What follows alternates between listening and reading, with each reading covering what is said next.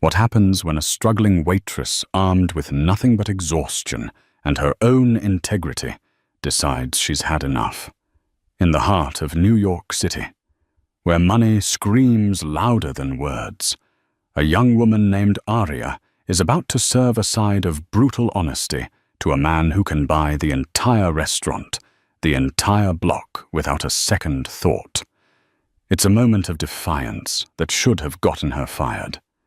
Instead, when she goes to clear the table, she finds he's left her more than a tip.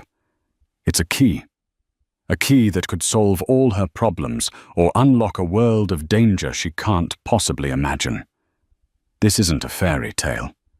This is the story of what happens when you tell a billionaire that his money can't buy him manners. The air in Aurelia, a 3-Michelin-star restaurant nestled in a discreet corner of Soho, was thick with the scent of white truffle and quiet money. For Aria Calloway, it mostly smelled like pressure.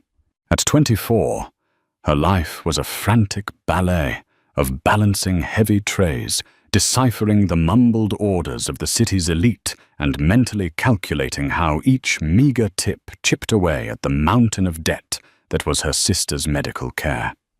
Tonight, her station was graced by the presence of Damien Sterling. Even if you didn't know the name, you knew the type. He was the king of a pride of loud, preening lion's men in bespoke suits that cost more than her car, and women with diamonds that glittered like cruel, tiny stars. Sterling himself was different. He sat at the head of the table, a portrait of bored omnipotence. His suit was a deep charcoal, his watch, a Patek Philippe Calatrava subtle, but screaming its value to those who knew. He wasn't loud. He didn't need to be. His silence was a gravitational force, pulling the entire room into his orbit. He had a face that belonged on Roman currency, all sharp angles and imperial confidence, but his eyes, a startlingly cold shade of grey, held a deep, unnerving stillness. They swept over the staff, not as people, but as part of the decor. Aria had dealt with demanding customers before. It was the blood sport of fine dining. But Sterling's party was a masterclass in casual cruelty. One of his companions, a man with a booming laugh and a face flushed with expensive wine, snapped his fingers at her. Snap. The sound cut through the refined hum of the restaurant like a whip crack. Girl. More wine. The 05 Latour. And be quick about it. Aria's jaw tightened, but her voice was pure honey. Of course, sir. As she retrieved the bottle from the cellar, her phone buzzed in her locker. A text from her mom. Luna's coughing again. The specialist in Baltimore wants to see her. They don't take our insurance. Aria closed her eyes, the weight of the world pressing down on her. The specialist was Dr. Evelyn Reed, a pioneer in experimental gene editing therapies for cystic fibrosis. It was Luna's only real hope, a distant, shimmering mirage that cost a fortune she didn't have. Every snap of the fingers, every dismissive wave, every paltry tip was a reminder of the chasm between her reality and the cure. Back at the table, the condescension had escalated. Another guest, a woman draped in silk, held up her half-eaten plate of risotto. "This is tepid," she announced to the table, though her words were aimed at Aria. "I expected better." Aria maintained her composure. "My sincerest apologies, madame. I can have the chef prepare another for you immediately." "Don't bother," she said, with a dismissive flick of her wrist, as if Aria's offer was an inconvenience. Through it all, Damien Sterling watched. He hadn't said a word to her, but his gaze was a physical weight. He saw her absorb the insults, her smile never faltering, her posture never breaking. He watched her with a detached, analytical curiosity, as if observing a curious specimen. The final straw came with the check. The bill was astronomical, over $12,000. The man who had snapped his fingers, drunk on bravado and Bordeaux, snatched the leather billfold. "Dami, let me get this," he slurred, pulling out a black credit card. Sterling raised a hand, a gesture of quiet, indisputable authority. "I'll handle it." He didn't even look at the total. He simply laid his own card down. Arya took it, her fingers brushing the cool, heavy metal. When she returned, he was signing the slip. His friends were gathering their things, their laughter echoing with self-satisfaction. Arya stood patiently. He finished signing, pushed the billfold back towards her, and stood up. He hadn't left a tip. Not a single cent on a $12,000 bill. It wasn't an oversight. It was a statement. It was a power play, so blatant, so contemptuous, that it sucked the air from her lungs. Her training, her need for this job, the ever-present image of Luna's pale face, it all screamed at her to say nothing, to just take the empty gesture and fade back into the wallpaper. But tonight, something inside her snapped. The exhaustion, the worry, the relentless humiliation, it all coalesced into a single reckless spark. As he turned to leave, she spoke, her voice low but clear, cutting through the post-dinner chatter. "Excuse me, Mr. Sterling." He paused, turning his head slightly. His eyes narrowed. He was not used to being addressed without invitation. "Was everything to your satisfaction tonight?"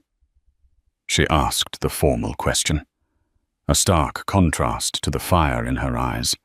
"It was adequate," he replied, his tone clipped bored. Arya took a small step forward.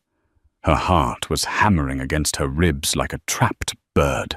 "It's just that I've always been told that real class, real stature, isn't about the price of your wine or the brand of your watch." A hush fell over the departing group. They turned to stare, their expressions a mixture of shock and amusement. Who was this little waitress to lecture Damien Sterling? She met his cold, grey gaze without flinching. "It's about how you treat people, especially the people you don't have to be nice to. I guess some things even billions of dollars can't buy." Her voice didn't waver. "Money can't buy manners." The silence that followed was absolute. You could have heard a pin drop on the plush carpet. The boisterous friend looked ready to explode with indignation. The woman in silk gasped. Damien Sterling, however, did not react. His expression was unreadable, a mask of polished stone. For a long, terrifying moment, he just looked at her. He seemed to be dissecting her, peeling back the layers of her cheap uniform and her forced smile, looking for the source of this suicidal audacity. Then, without a word, he turned and walked away, his entourage scrambling behind him like pilot fish after a shark. Arya stood frozen, the adrenaline draining away, leaving a cold, terrifying certainty that she had just been fired.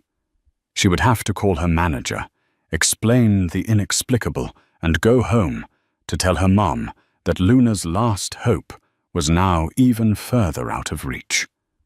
Her body trembled as she reached for the billfold on the table, her professional instincts taking over even in her daze. But as her fingers closed around the leather, she felt something underneath it. It wasn't the crinkle of cash. It was hard, metallic, and cold. She lifted the billfold. Lying on the pristine white tablecloth was a single, heavy key card. It was matte black with no markings except for a silver stylized S in the center. Tucked beside it was a small, folded piece of paper. Her hands shaking, she unfolded it. A single sentence was scrawled in sharp, angular handwriting. Penthouse, B157, West 57th. Prove me wrong. The taxi ride from Soho to her tiny shared apartment in Astoria was a blur of streetlights and existential dread. The keycard felt like a block of ice in her pocket, a tangible piece of the surreal encounter. Penthouse B, 157, West 57th Street. Billionaire's Row. It wasn't just a different neighborhood, it was a different planet. Her roommate and best friend Chloe was on the couch surrounded by textbooks and half-eaten takeout when Aria stumbled in. Chloe was the pragmatic anchor to Aria's often stormy sea, a nursing student who saw the world in diagnoses and treatments. "You look like you've seen a ghost," Chloe said, looking up. "Don't tell me Finger Snapper came back." Aria sank onto the lumpy armchair, the springs groaning in protest. She pulled the keycard and the note from her pocket and tossed them onto the cluttered coffee table. Chloe picked them up. She read the note, her eyebrows shooting up into her hairline. She flipped the heavy keycard over in her fingers. 157.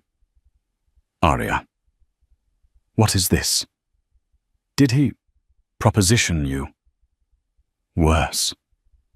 Aria whispered, her voice hoarse. "I insulted him. To his face. In front of his friends, I told him he had no manners." Chloe stared at her, her jaw slack. "You did what? Are you insane? You need that job." "I know, I don't know what happened. I just—" "Snapped," Aria said, burying her face in her hands. "He didn't leave a tip, Chloe. Not 1 cent. It was so degrading. And I was thinking about Luna and the specialist, and I just—" Chloe's expression softened from shock to concern. She sat on the arm of the chair and put a hand on Aria's shoulder. Okay, breathe. So you told off a billionaire. Honestly, good for you. But what does this key mean? Prove me wrong." "Prove what wrong? That money can buy manners, or that it can buy—" The unspoken question hung in the air between them, ugly and suffocating. The key wasn't an apology. It was a challenge. It was a test. Or it was the most arrogant, high-stakes pickup line in history. "This is sick," Chloe said, shaking her head. "This is some kind of twisted game for him. He pushes you to your breaking point, and then when you show a spark of life, he dangles this in front of you. He's a predator, Aria." "I know," Aria said, her voice muffled by her hands. "I'm not going to go." "Good," Chloe said firmly. "You're going to call your manager tomorrow. Apologize profusely. Hope for the best, and if you get it fired, we'll figure it out. We always do. You are not going anywhere near that building." But as the days turned into a week, the keycard sat on Aria's dresser, a silent black temptation. She didn't get fired. Her manager, a perpetually stressed man named Jean-Pierre, never mentioned the incident. It was as if it had never happened, which was somehow more unnerving than being reprimanded. Damien Sterling had sealed the event in a tomb of his own influence. Meanwhile, reality was closing in. Another text from her mom this time, with a picture of a stack of bills stamped past due. A call from their landlord, his voice strained with false patience. And then the call that broke her. It was from the hospital. Luna had a bad episode, a severe pulmonary infection. She was stable, but the doctor's voice was grim. "The standard treatments are becoming less effective, Mrs. Calloway. We really need to start considering more aggressive options." That night, Aria couldn't sleep. She sat in the dark, the city lights painting stripes across her floor, the keycard heavy in her palm. Prove me wrong. Was he asking her to prove that not everyone has a price, Or was he daring her to admit that they do? Chloe was right. He was a predator. This was a game. But Luna wasn't playing a game. Her fight was real, measured in labored breaths and hospital visits. Dr. Reed's experimental therapy in Baltimore wasn't just an aggressive option. It was a $250,000 miracle she couldn't afford. What if this key wasn't just a door to a penthouse? What if it was a door to a conversation? A chance, however slim, to appeal to the man behind the mask. Could she swallow her pride walk into the lion's den? Not for herself, but for Luna. The thought made her feel sick. It felt like a betrayal of the very principle she had stood up for. But then she pictured her sister's face, her smile that never quite reached her eyes, the faint blue tint to her lips after a coughing fit. What was pride compared to that? The next evening, she made a decision. She put on her nicest dress, a simple navy blue sheath dress she'd bought at a consignment shop. It was modest, professional. It was armor. She didn't do her hair or makeup any differently. She wasn't going there to seduce. She was going there to negotiate. With her heart pounding a frantic rhythm against her ribs, she took the subway to Midtown. The 157 building loomed over the city like a monument to impossible wealth, its blue glass facade reflecting the twilight sky. Walking into the lobby felt like crossing into another dimension. The air was cool and silent, smelling of leather and fresh-cut flowers.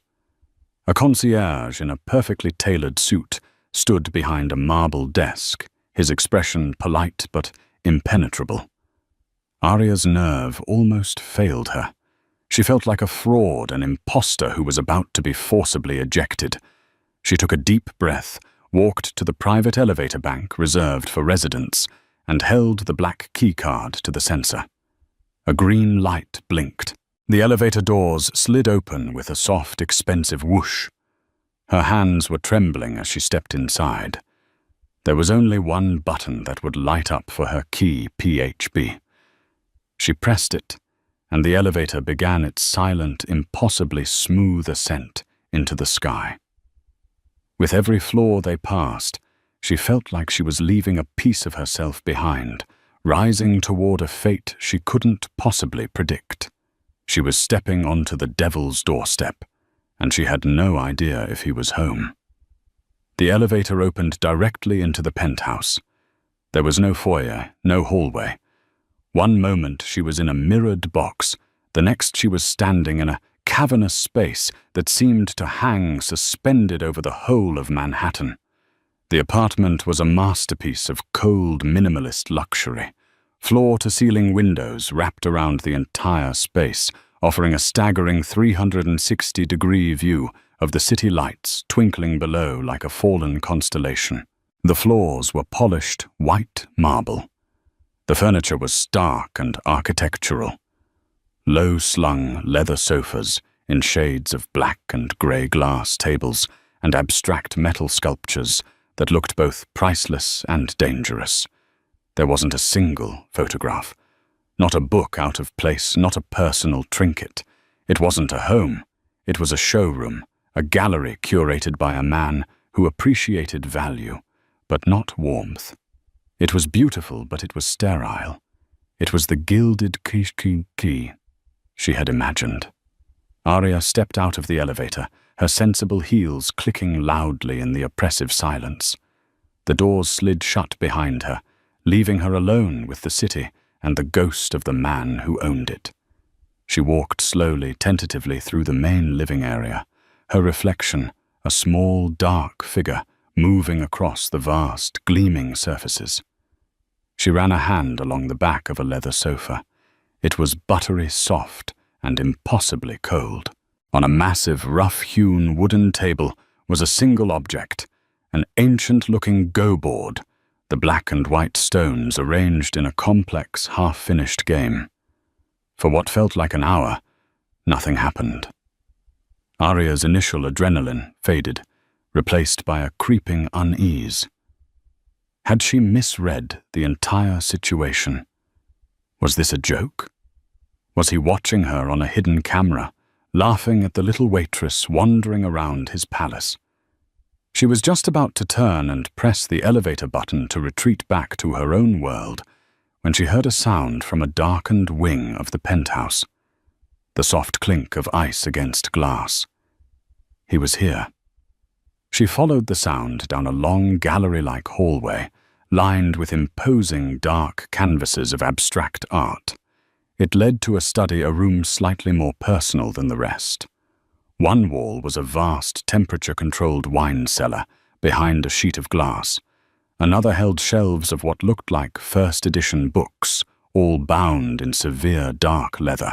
Damien Sterling was standing by a wet bar, his back to her, wearing a simple black cashmere sweater and dark trousers. He was pouring a glass of amber liquid from a crystal decanter. He didn't seem surprised to see her. "McAllen, 25. He said, his voice a low rumble that filled the quiet room. He didn't turn around. "Would you like one?" "No, thank you," Aria said, her voice steadier than she felt. "I don't drink?" "Of course not," he said, a hint of something mockery, perhaps, in his tone. He turned, leaning back against the bar, and finally looked at her. His grey eyes were just as cold and analytical as they had been in the restaurant, but here, in his own space, they held a flicker of something else. Triumph. "So you came," he stated a simple fact. He took a slow sip of his scotch. "I wasn't sure you would. I had you pegged as a 70-30 probability. Pride is a powerful motivator, but desperation, I find, is usually stronger." His clinical assessment of her motivations was like a slap in the face. All her agonizing, her internal battle between pride and love for her sister, reduced to a statistic. "I'm not here for your money, Mr. Sterling," she said, her chin lifting. He gave a short, humorless laugh. "Please, don't insult my intelligence. Everyone who comes through that elevator is here for my money. They just have different ways of asking for it. You, I admit, have the most novel approach I've seen in years."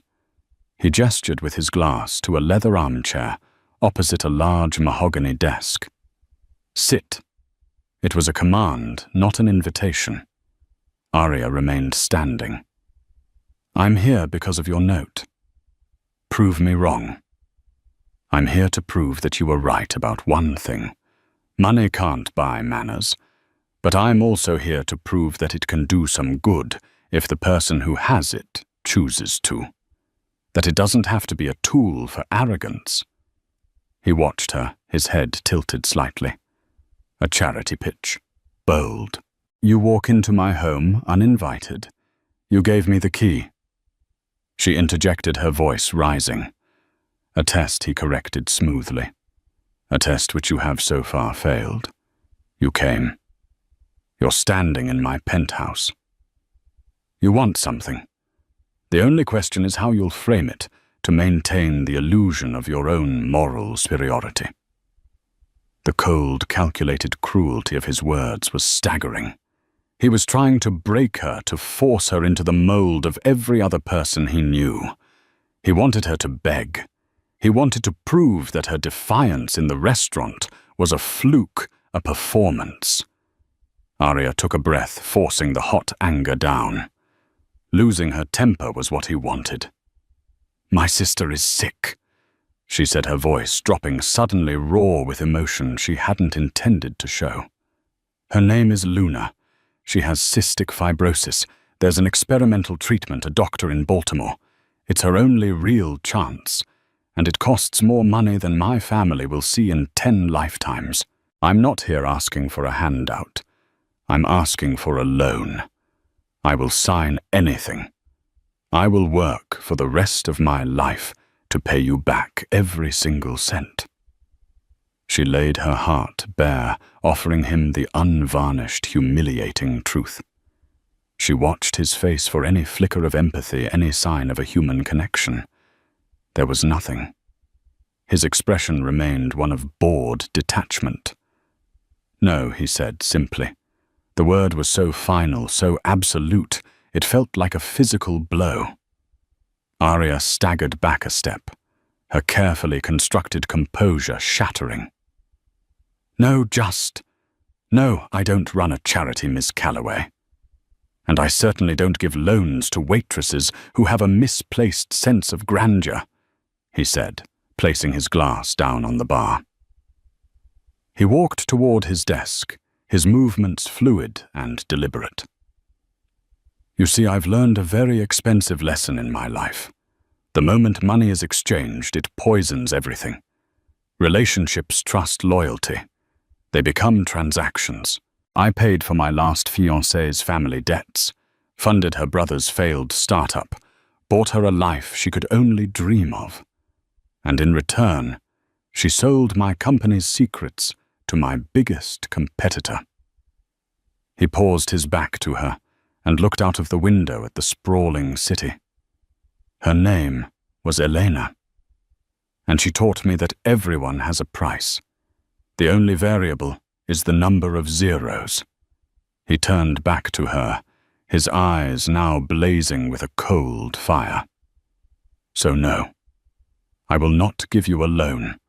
I will not fund your sister's treatment. I will not be your white knight." Tears of frustration and shame welled in Arya's eyes, and she hated herself for them.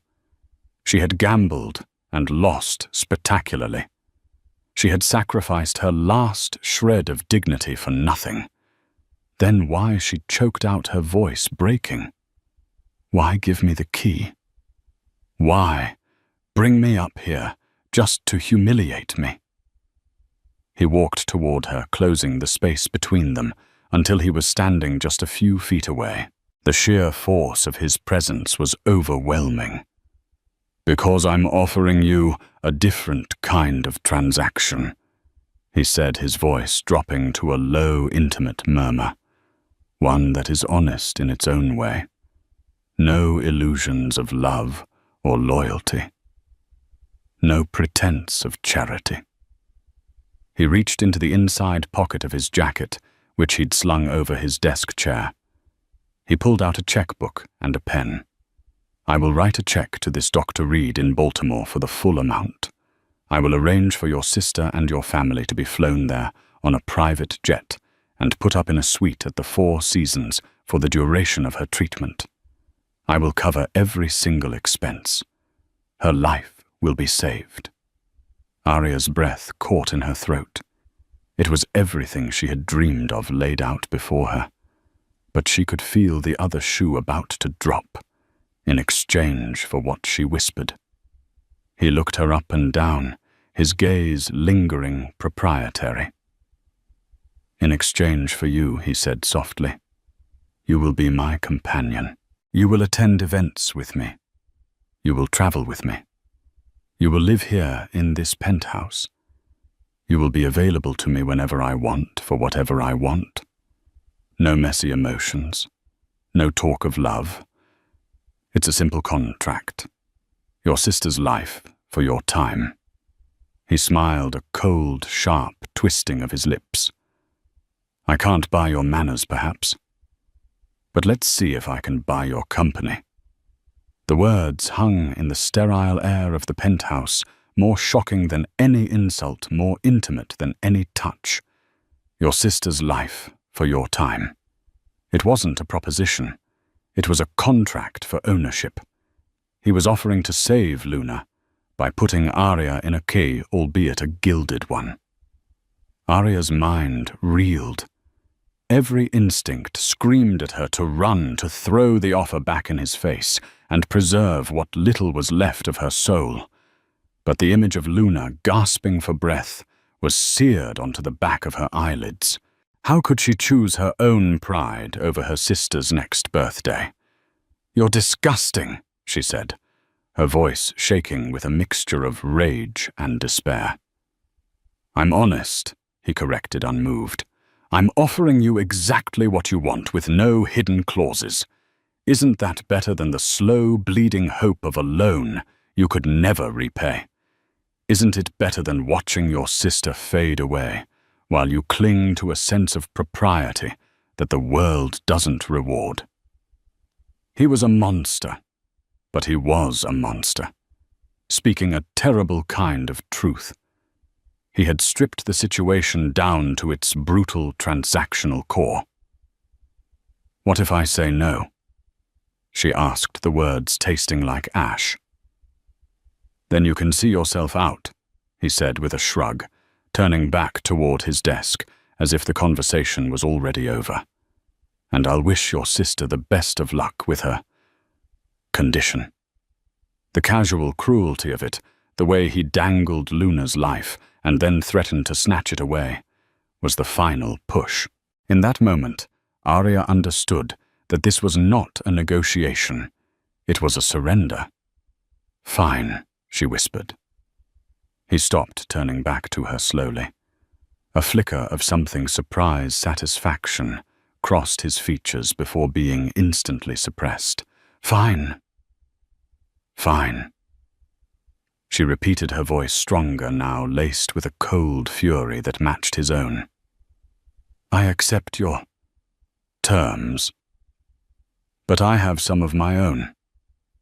Now he looked genuinely intrigued. He leaned against his desk, crossing his arms. "This should be interesting." First, Arya said, stepping forward, finding a strange strength in her defeat. "This is a contract. You said it yourself. So we're going to have one. A real one, written by a lawyer. Your lawyer. It will state the exact terms. You will pay for everything related to Luna's treatment and recovery. In exchange, I will be your companion for a period of 1 year. I will attend public functions. I will travel with you when required. My time is yours." She took a breath, steeling herself for the next part. "But the contract will also state explicitly that this arrangement does not include a physical relationship. You are buying my company, Mr. Sterling, not my body." A long silence stretched between them. She expected him to laugh, to call her bluff, to tear up the imaginary contract. Instead, he studied her. His grey eyes narrowed in thought. He was re-evaluating his specimen. "You're drawing a line in the sand after you've already surrendered the beach," he said quietly. "Why?" "Because my integrity is not for sale," she shot back. "You've bought my time, my freedom, my public face. You will not have anything else. That is my non-negotiable term." She held her breath, awaiting his verdict. This was the last piece of herself she could hold on to. If he took that, there would be nothing left. To her astonishment, a slow, genuine smile spread across his face. It wasn't the cold, sharp smile from before. This one was different. It was laced with respect and something that looked unnervingly like amusement. "Done," he said. "A 1-year contract. All expenses for your sister covered. Your companionship platonic.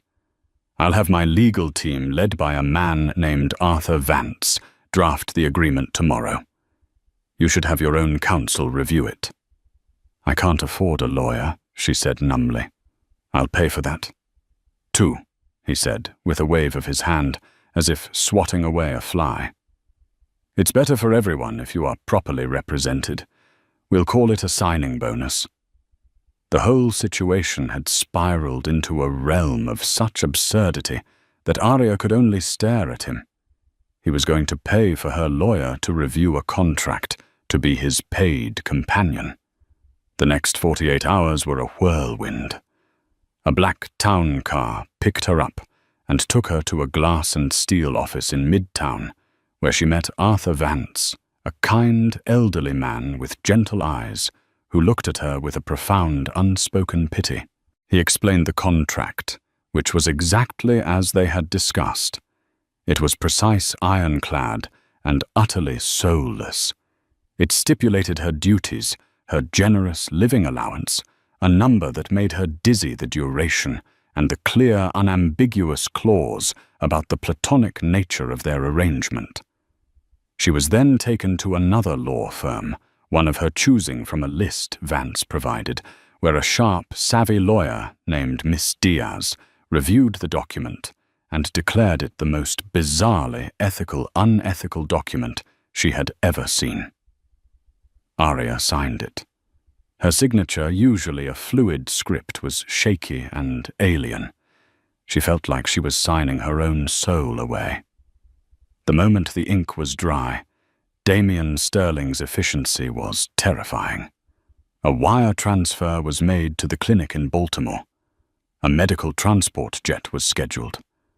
Her mother, crying with a mixture of joy and confusion, was on the phone talking about flight confirmations and hotel suites. Luna was going to get her chance. That evening, a high-end moving service dispatched by Sterling's office arrived at her Astoria apartment to pack her things. Chloe stood by her arms, crossed her face, a mask of worry and disapproval. "Are you sure about this, Ari?"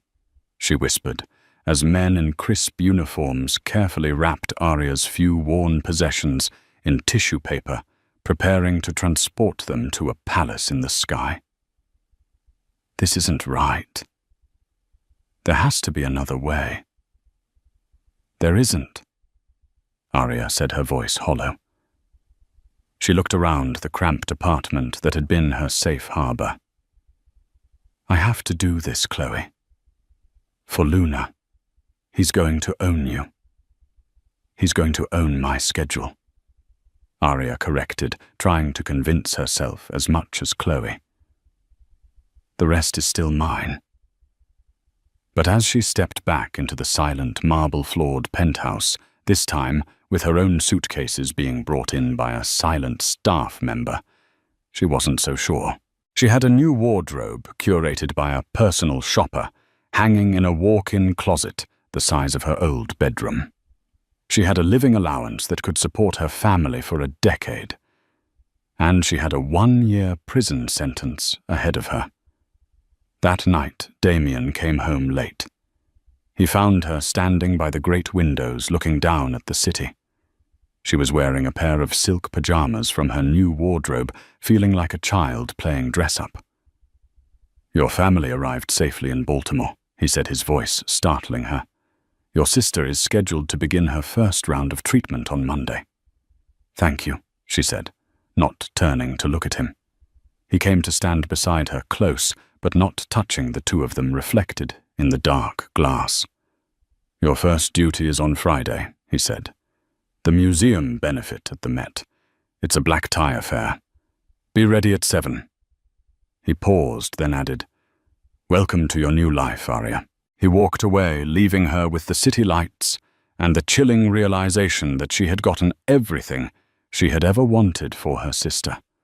And the price was a gilded cage with him as the warden. Her surrender was complete. The question was, could she survive the year with her soul intact? Life inside the gilded cage was a masterclass in paradox. Arya woke each morning in a bed with sheets so fine they felt like cool water against her skin, the city's skyline her silent, sprawling wallpaper. Yet a profound sense of dislocation settled over her like a fine layer of dust. The silence was the most unsettling part. In her old life, sound was constant, the clatter of plates, the rumble of the subway, Chloe's off-key singing in the shower. Here the only sounds were the whisper of the climate control system and the distant muted hum of a city she could see, but no longer touch. It was an exquisite emptiness, a loneliness so profound it had a physical weight. Her days fell into a strange, unstructured rhythm. She'd read from the leather-bound classics that lined the study shelves books that felt more like props than literature.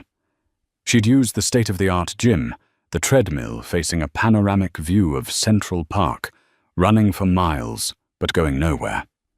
Meals were a solitary affair. A silent, unseen staff would leave perfectly prepared dishes for her on the marble island in the kitchen dishes she recognized from the menu at Aurelia, each one a reminder of the life she'd traded. The one tether to her old self, the one moment of pure, unadulterated joy, was her daily video call with Luna. She would curl up on a vast white sofa, the city lights beginning to glitter behind her, and tap the icon on the tablet Damien had provided. Ari Luna's face would fill the screen, fuller and brighter than it had been in years. The persistent blue tint around her lips was gone, replaced by a healthy, rosy glow. She was propped up on pillows in a luxurious hotel suite, a world away from her sterile hospital bed back home. "Hey, Luna," Aria would say, her voice thick with emotion. "Look at you. You're practically glowing." It's the fancy air, Luna would joke, her laughter less of a struggle, more of a true, bubbling sound. Mum keeps ordering room service. I had lobster for lunch. Can you believe it? Their mother would lean into the frame, her face etched with a relief so deep it looked like exhaustion. "She's doing so well, sweetheart. Dr. Reed said her lung function has improved by 15% already. It's a miracle, Aria. A true miracle." Tears would well in Aria's eyes as she listened to them talk about the treatments, about the kindness of the nurses, about the view from their window. She was looking at the real-world result of her Faustian bargain. This joy, this health, this hope. This was what she had paid for.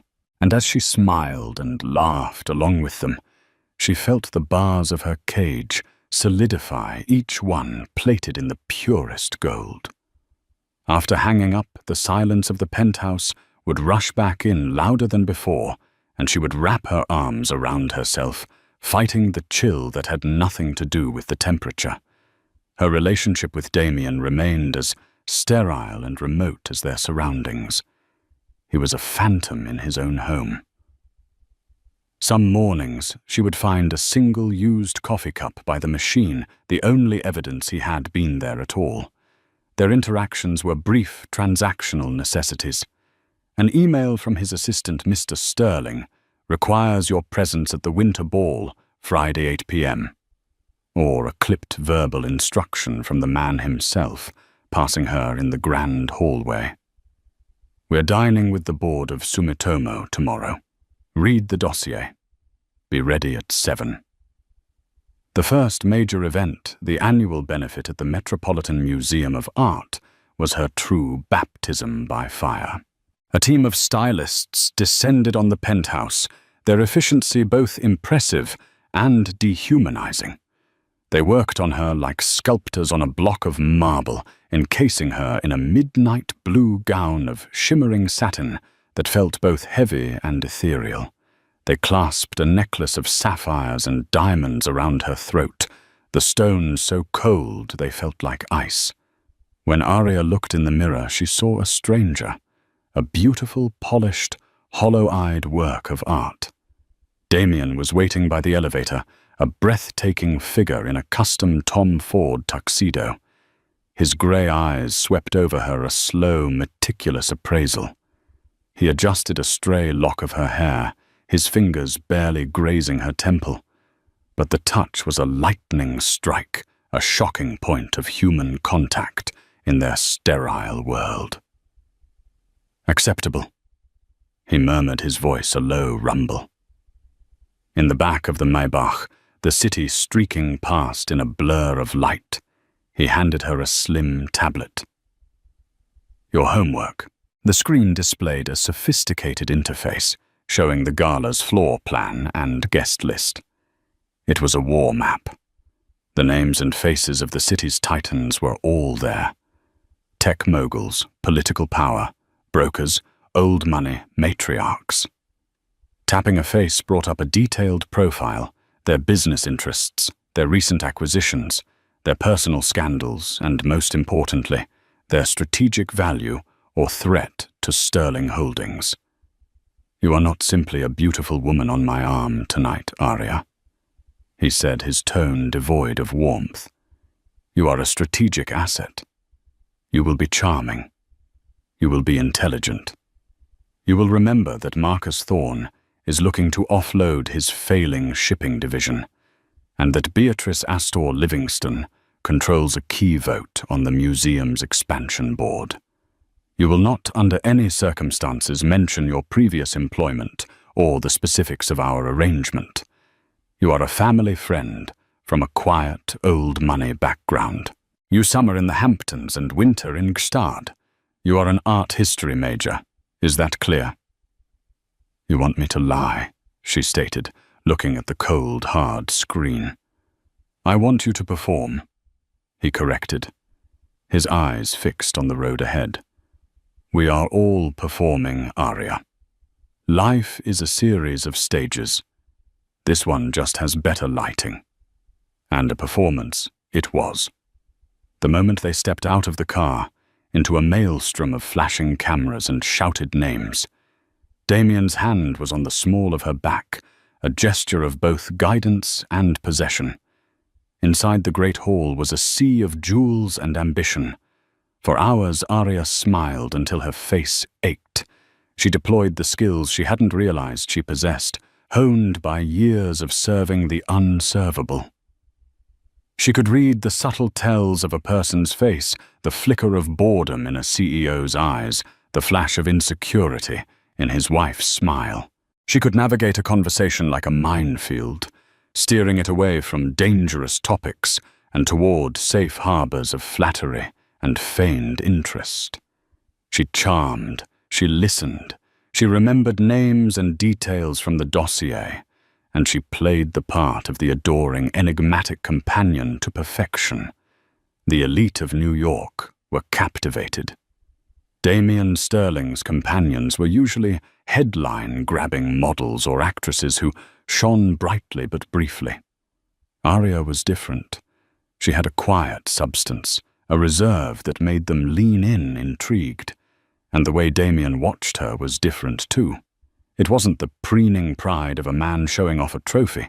It was the sharp, constant analytical focus of a grandmaster watching a key piece on the board. As they were leaving the formidable Beatrice Astor Livingston, a woman whose disapproval could sink careers intercepted them near the coat check. "Damien," she said, her voice like gravel. "I didn't think you had it in you. This one has substance." She turned her piercing, intelligent gaze on Arya. "Where on earth did he find you, my dear?" Before Arya could deliver her practiced lie, Damien answered, his voice smooth as silk. "The same place one finds all rare and valuable things, Beatrice, by recognizing her worth when no one else could." The words were for Beatrice, but his eyes were on Arya, and for a fleeting, dizzying second, she felt he wasn't talking about the performance at all.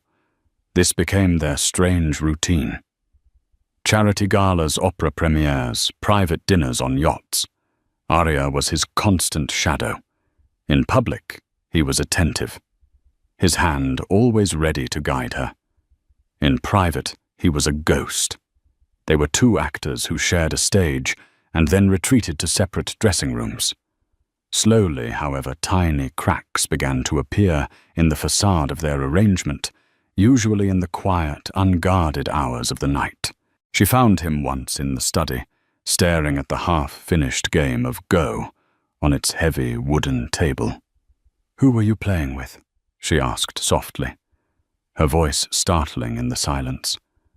He looked up, his eyes seeming to pull back from a great distance. "My grandfather," he said, his voice softer than she had ever heard it. "He passed away 5 years ago. This was our last game. Unfinished." He touched one of the smooth black stones, He said, "Go teaches you more about strategy than any business school, to see the whole board, to anticipate your opponent's moves 10 steps ahead, to know when to sacrifice a stone to gain a larger advantage." He looked from the board to her, and a silent, chilling understanding passed between them. She was one of his stones, sacrificed for a larger goal she couldn't yet see. Another night, she found him staring out the great window, a glass of untouched Macallan in his hand, a rare look of profound weariness on his face. "Does it ever get lonely?" she asked, emboldened by the darkness that made them both seem more human. "Up here, above everything." He was silent for a long time. The city lights reflected in his eyes. "It's not lonely," he finally replied, his voice low. "It's safe. Betrayal can't climb this high." Arya understood then. The penthouse wasn't a palace. It was a fortress, and he was its prisoner as much as its king. He had built a cage for himself long before he had ever put her in one. Imperceptibly, the dynamic between them began to shift. She started to see the man behind the carefully constructed monster, a man forged in the fires of betrayal, now terrified of the slightest warmth. He in turn began to see past the waitress he'd tried to break and the companion he'd bought. He saw a woman of fierce intelligence and an unshakable, if misplaced, loyalty not to him, but to the promise she had made for her sister. The true test of their strange alliance came unexpectedly at a chic gallery opening in Chelsea. The artist was a new sensation, and the room was thick with a heady mix of new money and old art. Elliot Winslow was there. He was Damien's chief rival, a man with a reputation for corporate savagery. And as Arya knew from the dossier, the very man his former fiancée, Eleanor, had sold his secrets to. Winslow, a viper in a Savile Row suit, cornered Arya, while Damien was engaged with the gallery owner. "Miss Calloway," he began, his smile slick and predatory. "I've been hearing so much about you. You've certainly made an impression." Damien keeps his cards very close to his chest, but his choice in company, well, it speaks volumes. Mr. Winslow, Arya replied, her voice a cool, dismissive shield. "I know your story," he said, his voice dropping to an insidious whisper. He was so close, she could smell his expensive, cloying cologne. "I have people who look into things for me. The waitress from Aurelia, the sister with the very expensive illness. It's a real Cinderella story, or perhaps more of a Faustian bargain. Wouldn't you say?" Arya's blood ran cold. He knew.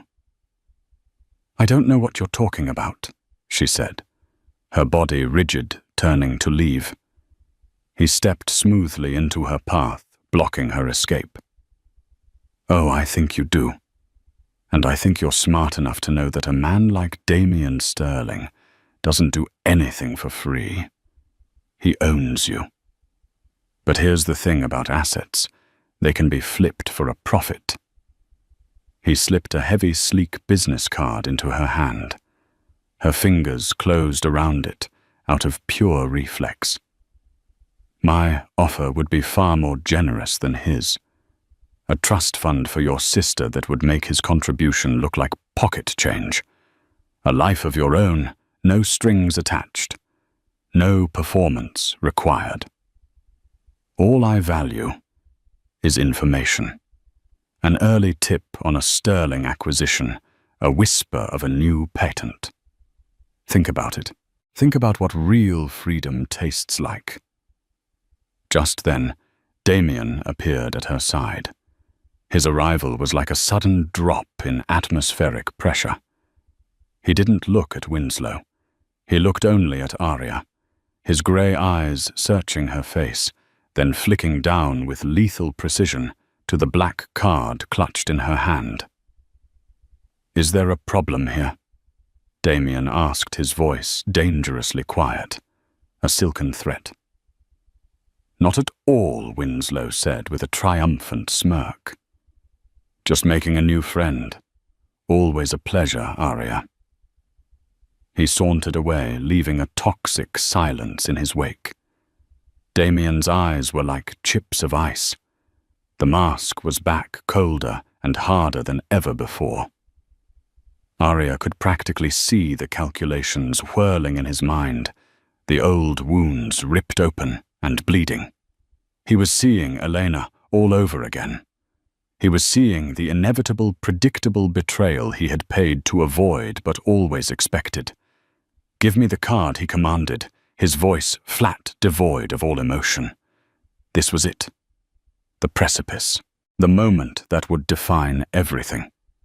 She could see the path he expected her to take, the path of lies, denial, and self-preservation. The path Elena had taken. Instead, she looked him directly in the eye, into the heart of his frozen fortress.